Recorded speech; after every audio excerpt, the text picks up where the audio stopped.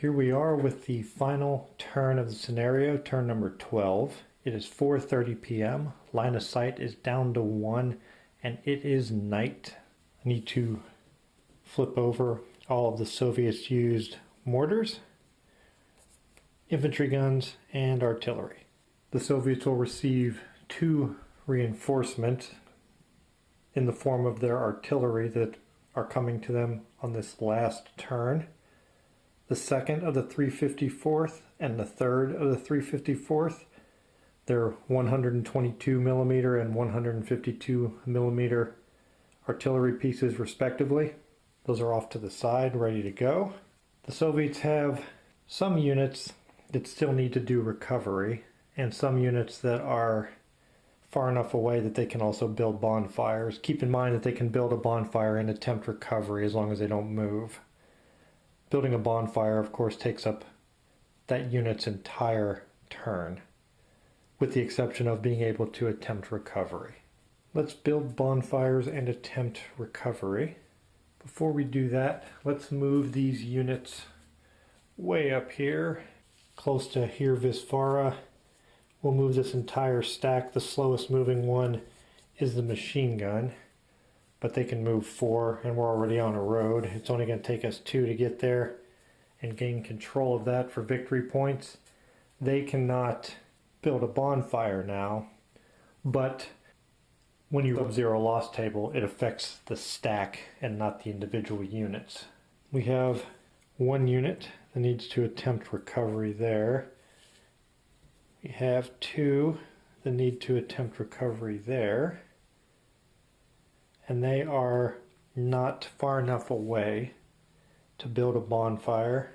I should have had them fall back 1 more. That was my mistake. We'll go ahead and get the recovery attempts out of the way. So we have 1 here and 2 here. We'll start with the single one, and then we'll go to the top of that stack and then the next one in the stack. And I'll look real quick and make sure I don't have any reduced units hiding anywhere else. I didn't see any others. Remember, this one is 4 away, but those are not. The first one is 4 away, so they'll get a +1, and it's a night turn, so they get an additional +1. So the Soviets need a 4, 5, or 6 to recover that unit that's on Katasari, and they did not succeed. They will need a 5 or a 6 for those other 2 units because they're only getting the +1 for the night turn. First one unsuccessful. The one on the bottom also unsuccessful. Bad news for the Soviets there. Next we'll get everyone under bonfires that are eligible. All these units on Katasari are 4 or more away. So we'll go ahead and put these stacks under bonfires to protect them from the sub-zero loss table. They won't have to deal with that. These infantry guns and mortars are also 4 or more away, so they're eligible. We'll get them covered too. These units, the ones that moved and all the ones around the hotel, cannot build bonfires, so we're going to have 6 stacks going to have to roll on the sub-zero loss table.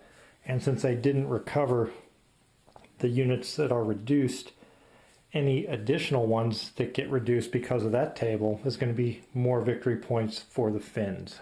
I don't think it would be very smart for the Soviets to attempt an attack on the hotel with the units they have here.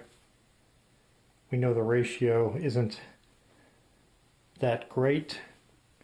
Their artillery and mortars and infantry guns will be at a -2 because it's night, and they're dug in, so their rolls would be really affected. But I could use the artillery and other indirect fire weapons to just straight out do attacks and not part of offensive support. Let me take a look at the Finnish stacks and see what the best shot at causing reductions will be. It looks like my best chance is this Finnish unit that's out in the open. Everybody else is dug in. They are an infantry company too, so we'll get that bonus for that. And we have a spotter right next to it.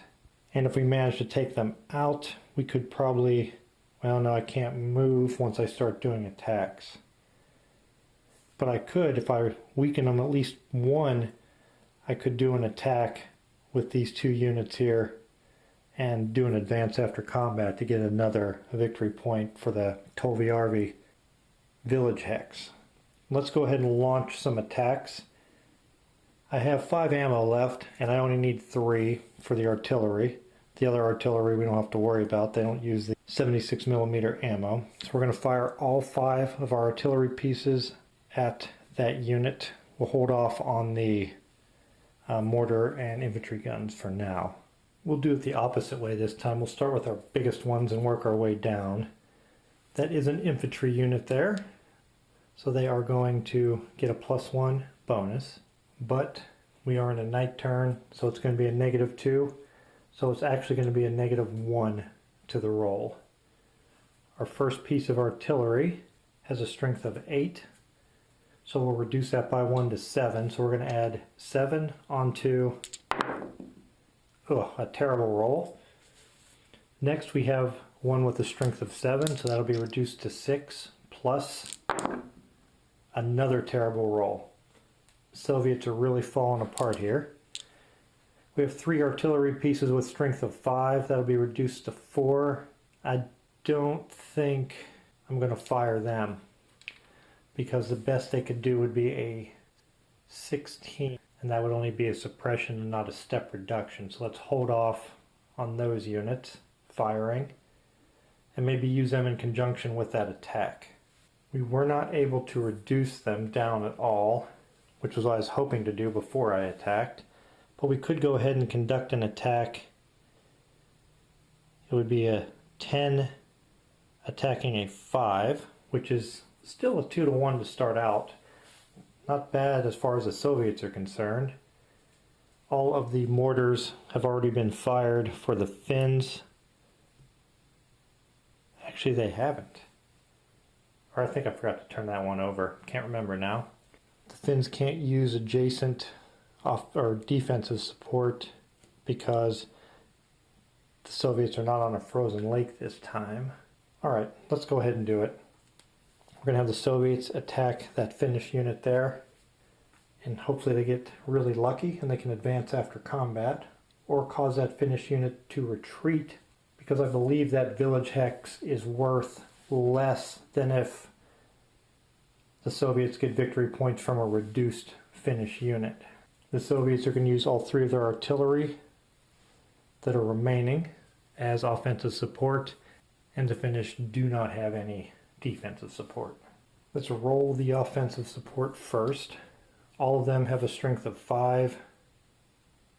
We already know that it's going to come out to a -1.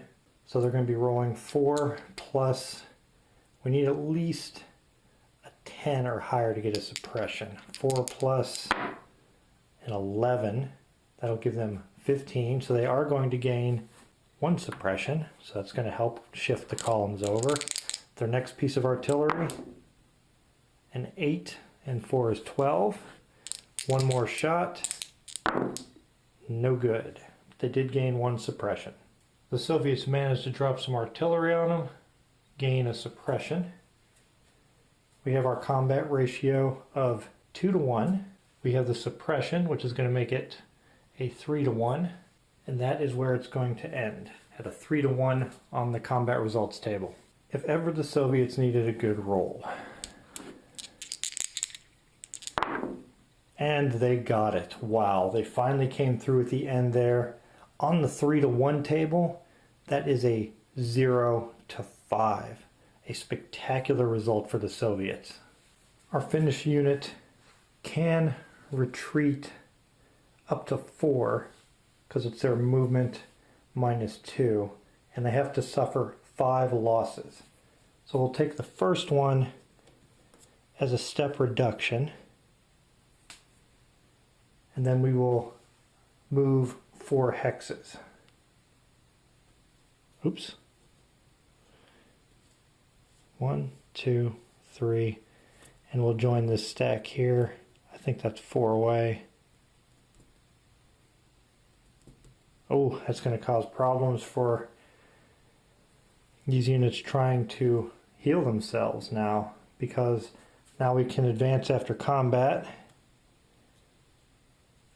And now we'll gain another village hex for the Soviets. It does spread their forces out thin and gives us another stack we're going to have to roll on. I call them stacks even though there's only one in each.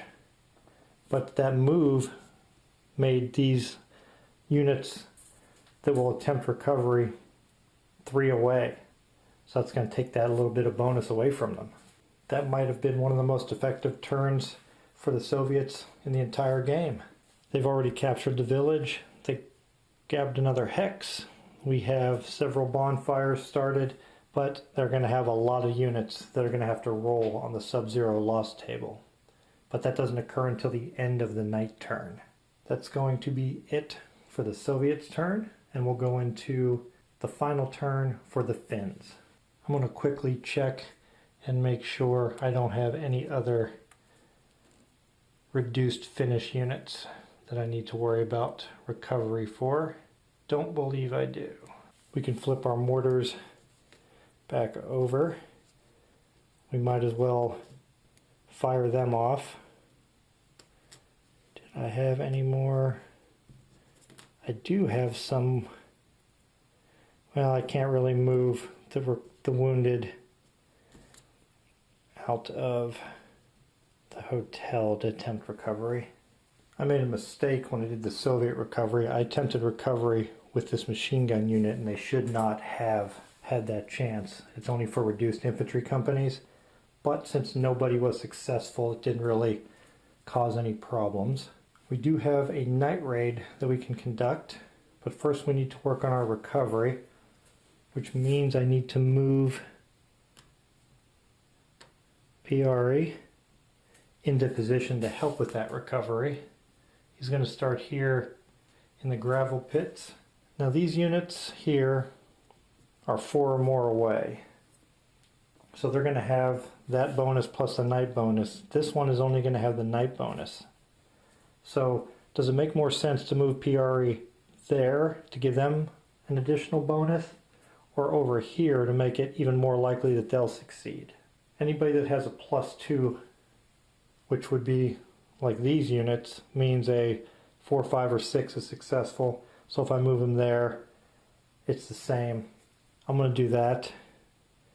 That way everyone has a 50-50 shot at recovery. And he could easily make it there because of roads. And he was no longer in an enemy zone of control anyway. Let's conduct these recovery attempts. We have 2 there. We'll start with the top one, then the bottom, and then I believe we have 2 here. Yes, and we'll do the same thing from the top down. And they're each going to have a +2. +1 for being 4 or more away, +1 for night, +1 for night, and +1 for PRE. We'll begin with our stack that does not have PRE. Again, we need a 4, 5, or 6. The top unit, success.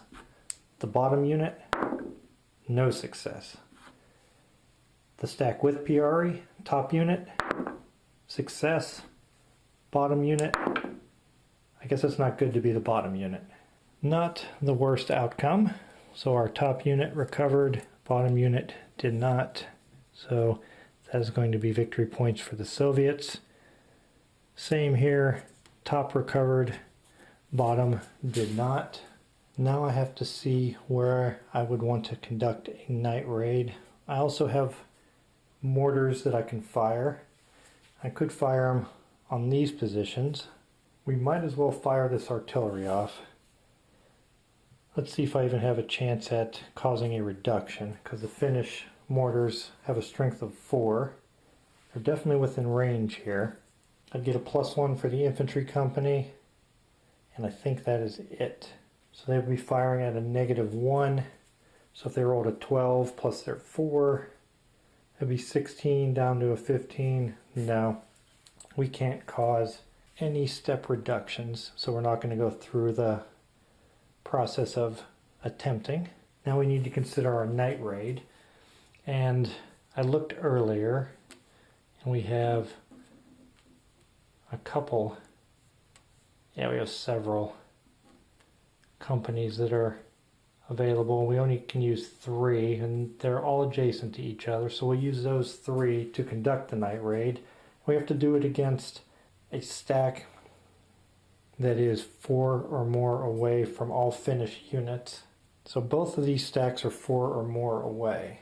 None of our normal modifiers apply on night raids, with the exception of if we attack from a frozen lake, so we don't want to do that.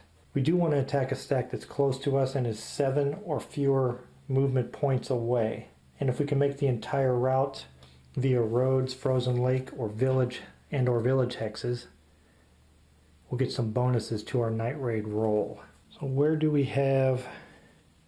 We got all those anti-tank weapons here and 1 machine gun. Down here we have infantry companies, and these anti-tank weapons only have a combat strength of 1, and the machine gun would be 8, 9, 10, 11, 12. These weapons are in the black boxes, so they're going to be doubled. All those 1s are going to become 2s, and there's 4 of them there for 8 and a machine gun, so they would have a 16, which would put me at a disadvantage, as opposed to 10, 13. But to attack here, I would have to attack from a frozen lake, because there's no way, because as soon as I enter that enemy zone of control, I think I have to stop. That's correct. I must be able to trace a path free of enemies and enemy zones of control. So I would be a 15 going against a 16. That would put me at a 1 to 2. That's not very good. Let me look and see if there's any of these other Soviet locations that are worth attacking. No, I'm going to go for it, even though I'm starting out at a disadvantage. So these 3 units are going to night raid. They're going to move 1, 2, 3, and they can get there without expending more than 7, so they'll get that bonus. And they're going to attack this stack, which has 4 of these anti-tank weapons, so they'd be defending at 8. The machine gun would add 8 more for a total of 16. But we're going to get a lot of bonuses to our night raid roll because they are under a bonfire. So when we do our night raid roll, we're going to get +2 because of the bonfire marker, +1 because the route to target requires expenditure of 7 or fewer movement points by all raiding units, and it does. And the entire route to the target can be traced via roads, frozen lake, or village hexes. And that's all we have is frozen lakes, village, and a road. So that worked out good. So we're going to get a +4 to our Finnish night raid table roll. Will the Finns be able to hand multiple losses to the Soviets? We'll roll on the Finnish night raid table at a +4 and gain a 10.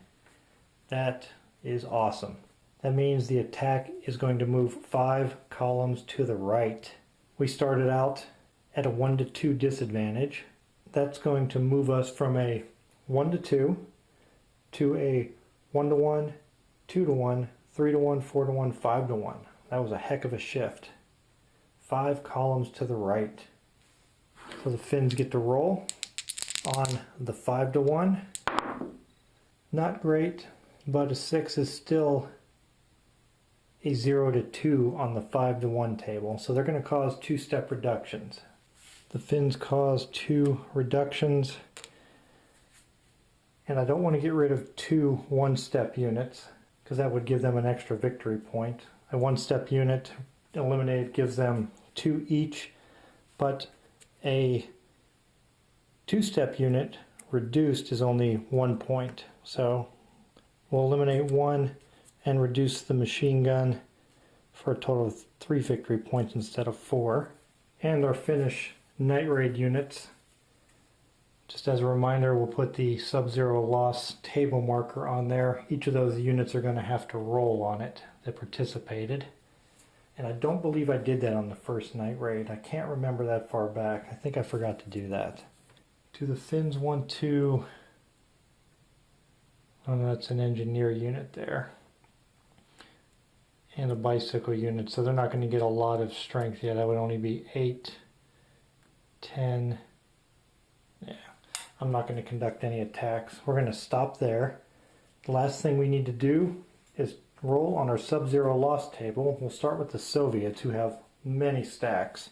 1, 2, 3, 4, 5, 6, 7 that they're going to have to roll on.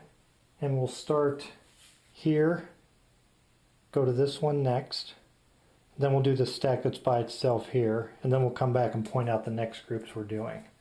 So the first roll, second roll, third roll. On the sub-zero loss modifier, the only modifier the Soviets would have to worry about is if they had a stack on a frozen lake, and this time they do not have that. So they're going to roll a 6-sided die for each stack. Anything 3 or less means 1 step reduction to the stack. Anything 4 or higher means no effect. So we'll do our first 3 rolls. No effect to the first unit, no effect to the second unit, and no effect to that other stack. Next we're going to roll with this stack, that one, and then up there. So first roll, second roll, third, and fourth. Soviet's been getting lucky so far. First roll, ooh, luck has run out. They're going to have to take 1 reduction in that stack. Second, no effect. Third, no effect. And finally, up in here, Visvara, they will have to take a reduction. Our first stack will have to take a reduction. And we're definitely not going to reduce one that's already reduced. We don't want to eliminate one. So we'll reduce one of our full strength infantry units. And we'll do the same at here, Visvara. The Finns need to check on the sub-zero loss table themselves. There are 2 units in this first stack here that took part in the raid. So the first roll will be for the top unit, second for the bottom, and then the top unit in this stack was part of the raid, so the third roll will be for them. The Finns are used to the cold weather, so they get a +1 to their roll. So only 1s and 2s will cause them a step reduction, because a 3 will be bumped up to a 4. So the first unit on the bottom stack, no effect. Second, oh, we're going to take a reduction, and the stack with just 1 unit also will take a reduction. That was a big hit there. I think that may come out to a net loss for the Finns on that night raid, because they're going to give victory points to the Soviets for their step reductions there. That was painful, but we had to take chances just like the Soviets did during the game. And that concludes the scenario the first 2 days. And now we have to tally up victory points to see how this ended after all the back and forth and all the attacks. Before we go into the unit losses for victory points, let's do the locations first. The first 7 hexes of the main road from the Soviet supply source hex, which is here. 1, 2, 3, 4, 5, 6, 7. The Finns never gained control over that. That will be 5 victory points for the Soviets. Next we have the Kivilsami Bridge, both hexes, and that is here. And both hexes were controlled and still are controlled by the Soviets, so that'll be 5 more victory points for them. Katasari Island, if all hexes are controlled by the Soviets, that's 6 victory points.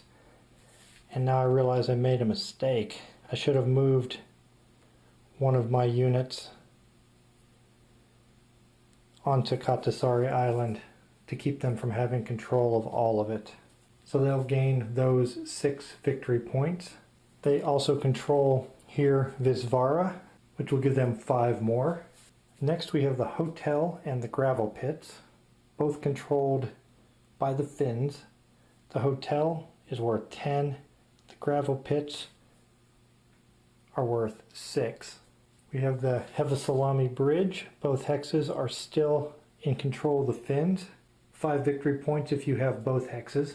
The village of Tolviarvi. For the Finns, they gain 1 victory point for every hex they control, which is 6. The Soviets gain 2 victory points for each hex they control. In this case, it's 4. But if the Soviets are out of supply, that would be -1 to each of those. So let me see if they're in supply. These units would have to be no more than 4 hexes from a road that they could travel on continuously back to their supply hex without going through enemies or enemy zones of control. And we have all the roads locked down. There's no way for them to get there. So they're going to lose 1 victory point on each of those spaces. So there's only going to be worth 1 each for them. The village of Ludokamoki is still in Finnish control. That's worth 5. And the Finnish supply source hex is also worth 5 that the Finns never lost. Now we're going to get into victory points for enemy losses. We'll go for the Soviet victory points first. And they're going to get double what the Finns get. 1 victory point for every anti-tank gun or engineer platoon eliminated. 1 victory point for every 2-step enemy reduced. 2 victory points for every single-step unit eliminated. And 3 victory points for every 2-step enemy unit eliminated. And again, those are doubled. So instead of 1, 1, 2, 3 for the Soviets, it's 2, 2, 4, 6. So let's go over all the Finnish units. We have 1 reduced 2-step unit there. That's going to be worth 2. And I think we only have the 1 reduced unit there. That's also worth 2. Down here, oh, there's 1 reduced unit worth 2. Nothing there. 1 reduced unit worth 2. No reduction, no reduction, and no reduction. Here, nothing. No reduced units at the gravel pits. And finally, we have the hotel playing a game of operation, pulling these off. We have 2 reduced units there for 2 each for a total of 4. And finally, we have 2 2-step units eliminated, and those are worth 6 victory points each. Now let's see what the Finnish victory points are. No losses for the Soviets there. 1 reduced 2-step unit there, which will be 1 victory point for the Finns. Looks like we have 1 reduced unit there. That's another victory point. I don't believe there's any losses here. No. 2 reduced units there, 1 point each. And I don't think the Soviets have anybody that's reduced in these stacks that we're attacking.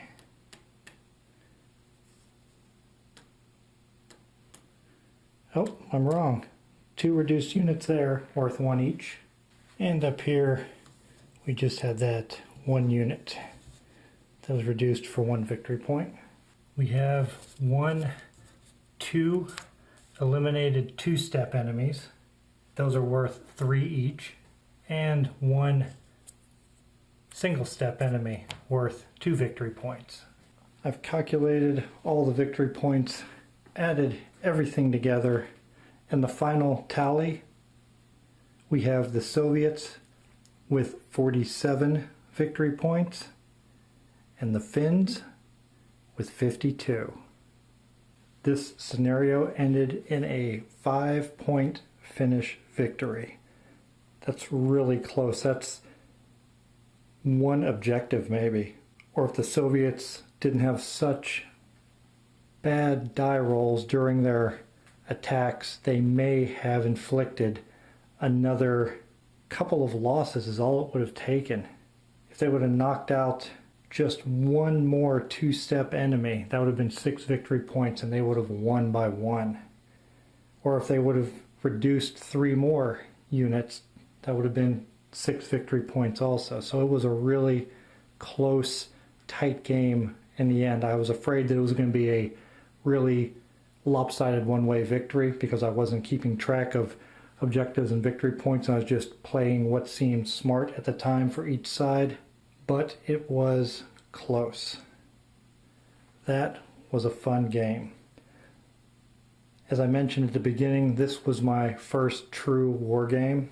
I've played some simple things here and there, but this was the most complex one that I've ever had to deal with. And I know this is not on the high end of complexity, but it was really, really fun. The components are excellent. The chits are great. The corners are already rounded. Didn't have to do any clipping. The rule book is spectacular. Super easy to read through, learn the rules, and play the game. No problems at all. The scenario book, excellent also.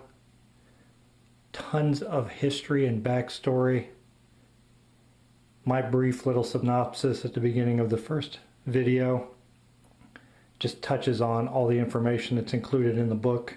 There are optional rules that you can have to change the game up, make it more interesting. Not that it needs to be more interesting. I really, really enjoyed it. Definitely going to play more war games on the channel, but they're going to be included in the mix.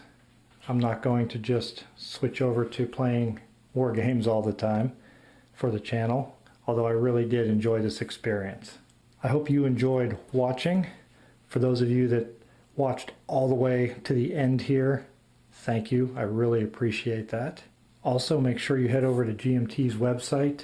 This game, second edition, with additional scenarios, I believe, and an additional map, are in the P500 right now. Go over there, give this game some P500 love, and pledge some money. That way, second edition can get produced and more copies of this awesome game can get out there. If you've enjoyed this series and any of the other series, please head over to my Patreon and pledge just $1. Thank you for watching this 2-day scenario playthrough of Red Winter, the Soviet attack at Tovi, Finland, and I'll see you in my next video.